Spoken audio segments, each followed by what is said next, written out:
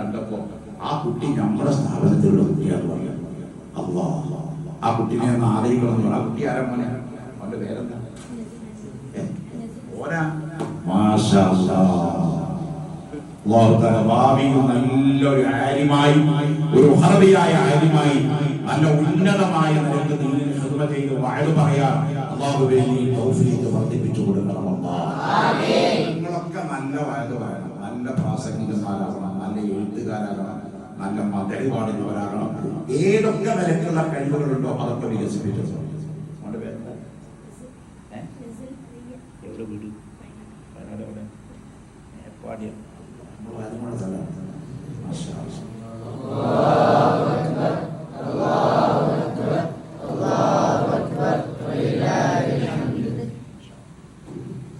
ഹത്താനിബിന്റെ സ്ഥാപനത്തിൽ അള്ളാഹുവിന്റെ റസൂൽ അനുഗ്രഹിച്ച പോലെ അനുഗ്രഹിക്കുക.